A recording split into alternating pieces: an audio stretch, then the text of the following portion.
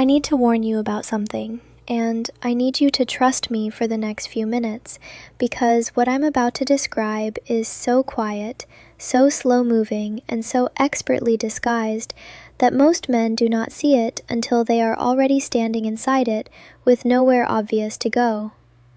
I'm Amara. I'm 25 years old. I'm Filipina.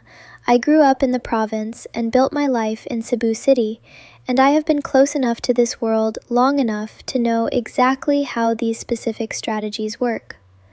I started talking publicly about these things because I watched a man I genuinely respected, kind, intelligent, 68 years old, hand over his retirement savings piece by piece to a woman who used a very particular set of silent behaviors to make certain he never looked clearly at what was happening until it was already done. The 5 signs I'm going to share with you today are not dramatic. They do not announce themselves. They are quiet. They are slow. They operate in the ordinary daily texture of a relationship, and they are specifically designed to stay invisible to a man who is emotionally invested and not looking for them. If you are currently in a relationship with a Filipina and you want to know whether what you have is real, stay with me for every second of this. And if you want this kind of protection from the inside, subscribe right now, because I will keep giving you truths that nobody else here is willing to say out loud. The first silent sign is one that most men dismiss immediately the first time they encounter it, and that immediate dismissal is exactly what makes it work so effectively. She always has an emergency, but the emergency never has a solution that doesn't run directly through your bank account. Let me describe what this looks like in practice, because the description on paper sounds simple, but the experience of living inside it is much more subtle than it first appears. In the beginning, the emergency is small and entirely believable. Her younger brother's motorcycle broke down on the highway, and he needs a few thousand pesos to get it towed and repaired. It's a Tuesday. You've been talking for 3 weeks. She has been warm and attentive and genuinely seems to enjoy your conversations. Of course you help. It costs you almost nothing, and it feels good to be in a position to help someone whose life has fewer buffers than yours. 2 weeks later, her mother gets sick. A stomach problem, something the local clinic said needed tests. The amount is slightly larger. Still entirely within the range of ordinary life in a country where healthcare is not free. You send it. You feel useful. You feel like a man who does real things for real people. A month later, her grandmother's prescription runs out. And then her sister's rent is late. And then the landlord raised it. And then the water pump at the family home in the province broke. By this point, if you step back and count, the emergencies have been arriving at a remarkably consistent frequency, roughly once every 2 to 3 weeks, with amounts that increase gradually, like a teacher who knows that learning happens best in small, incremental steps. But here is the specific detail that distinguishes this pattern from genuine bad luck, which does exist and is real. The emergencies are never resolved. There is no arc of improvement. No emergency leads to a lasting solution. The motorcycle gets repaired and then breaks again. The mother's health problem is treated, and then a different problem emerges. The sister's rent is paid, and then the sister needs something else the following month. Each emergency is a separate incident with its own entirely believable justification, and none of them ever results in a situation that is durably better. Real-life hardship has a shape. Real families, even families in genuine poverty, have the occasional crisis, but they also have periods of stability and periods where things improve. What you are watching when you observe this pattern is not bad luck. It is a managed process with a consistent operational logic. Keep the requests small enough that each individual one is defensible. Keep them spaced out far enough that no single month feels like extraction. but maintain the flow with enough consistency that your bank account is being steadily accessed on a schedule you were never shown. The second silent sign is more personal and in some ways more revealing than any financial pattern because it tells you something precise about what she is actually tracking in your relationship. She knows everything about your financial situation and almost nothing about your actual life. Think about the last 5 meaningful conversations you had with her. What questions did she ask you? If you trace them honestly, you will likely find a specific pattern. She asks about your pension, about whether it covers all your expenses, about whether you own your home or rent, about what your health insurance covers, and whether you have additional savings. She asks these questions gently and with apparent concern, framed as wanting to understand your life, wanting to know if you are comfortable, wanting to make sure you are taken care of. It sounds like love. It sounds like the attentiveness of a woman who genuinely cares about your well-being. But now consider the other category of questions. Does she ask about your children by name and seem to remember details about them from previous conversations? Does she ask about what your career was actually like? Not how much it paid, but what it felt like, what you are proud of, what you would do differently. Does she ask about your friendships, about the places you have lived, about what you believe in, about the things that have genuinely shaped who you are? A woman who is falling for you wants to know you. She is curious about the specific, unrepeatable person you are, your humor, your history, your way of seeing things, the small particular details of your actual daily life. A woman who is managing access to your income wants to know your financial architecture.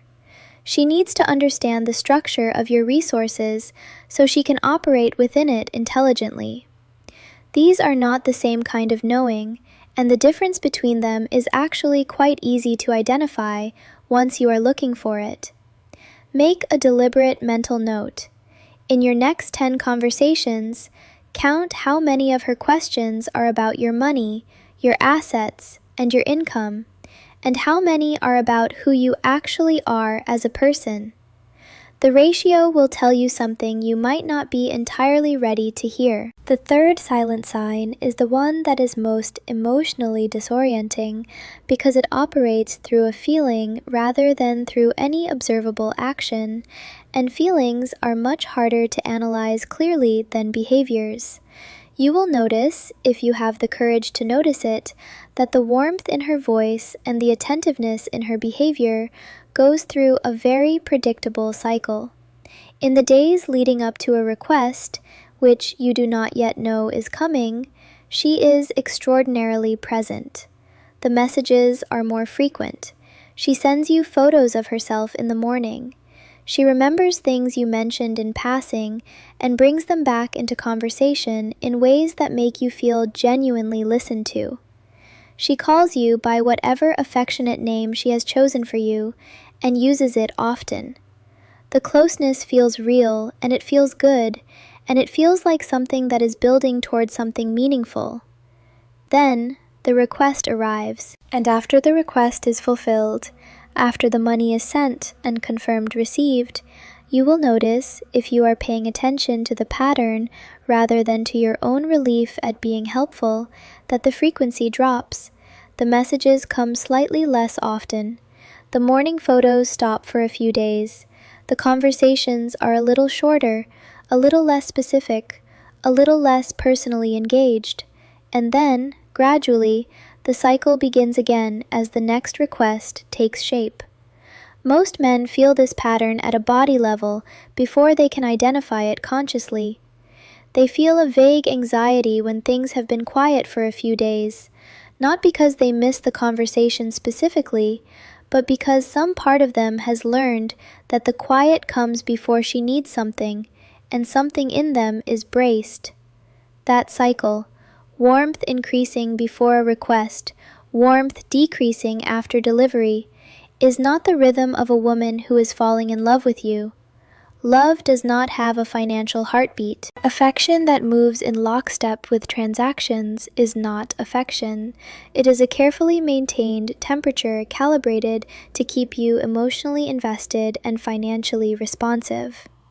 The fourth silent sign is one you have to ask for in order to see, because it will not reveal itself through observation alone. You have to create the conditions that expose it. She cannot tell you anything specific and consistent about her own future. This sounds like a simple thing to check, but the way it operates in practice is more nuanced than it appears. When you ask her, warmly, without pressure, just in the course of a natural conversation about the future, what she imagines her life looking like in 5 years, pay very close attention to both the content and the consistency of her answer. A woman who is genuinely investing in a real future alongside a real person will have actual, specific thoughts about this. She will tell you about something she wants to learn, something she wants to build, a place she wants to see, a version of herself she is working toward.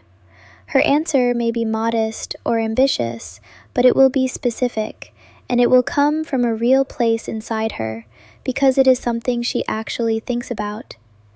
The woman who is managing a financial arrangement rather than building a genuine life with you will answer this question in a very particular way. Vaguely, with the general shape of a romantic answer, rather than the specific content of a real one.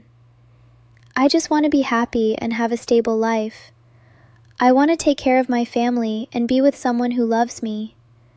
These answers are not wrong, but they are not answers.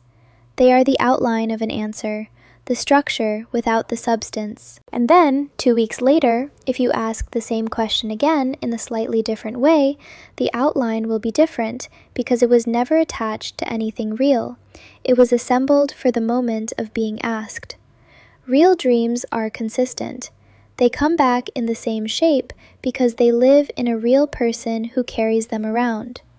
Performance answers are assembled fresh each time because they exist only as long as the question is being asked. The fifth and final sign completes the picture. She introduces the family early, and the family immediately has needs. Not after months, when genuine trust and commitment have developed naturally. Early, sometimes within the first few weeks of contact, you are introduced to the concept of her family, and her family arrives already carrying requirements.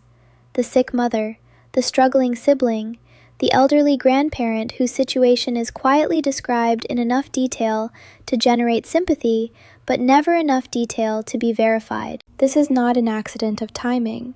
The family is introduced early because the family is a structural element of the operation. Your sympathy and your generosity toward the people she loves is far more difficult to withhold than your response to a direct personal request from her. You can more easily say no to her than you can say no to her sick grandmother. She knows this. The family is the expansion of the appeal surface. It multiplies the number of legitimate-sounding reasons for financial requests and embeds you in a web of obligations that becomes harder and harder to step back from without feeling like a cruel or heartless person. Now let me tell you what to do with all of this information. Because I did not share these 5 signs to make you paranoid or to make you give up on finding something real here, I shared them because knowing them is what gives you the freedom to actually find what is real. First, establish a deliberate waiting period before any financial involvement, not because you are stingy, but because character reveals itself over time and cannot be reliably assessed in weeks. 3 months of consistent, ordinary, daily conversation across varying circumstances will show you more about who a woman is than 3 weeks of intense, perfectly curated romantic engagement. Second, ask her specific questions about her own life, her own dreams, her own history, and listen not just to the content, but to the consistency and the specificity of what she tells you. Real people are specific. They have contradictions and hesitations and the particular texture of a real life. Performances are smooth. Third, pay attention to how the warmth feels in ordinary moments, not in the moments that cost you something, but in the quiet Tuesday afternoons when nothing is being requested and nothing is being transacted. That is where the truth lives. Fourth, when an emergency arrives, and one will arrive, resist the automatic impulse to solve it immediately with money. Instead, ask questions, ask for details, ask how she and her family are handling it, ask what solutions they have already explored. A genuine emergency in a genuine relationship can be supported thoughtfully, not reflexively. A managed emergency sequence cannot survive scrutiny and will either escalate or go quiet when it receives detailed questions instead of immediate money. And finally, remember this: the real thing exists here. Women with genuine character, real warmth, and the capacity for deep and honest love exist in this country in abundance. They are not rare, they are findable. But they are findable only by the man who is not in such a desperate hurry to feel loved that he stops looking at what is actually in front of him. Take your time. The real ones will still be there when you arrive with your eyes open.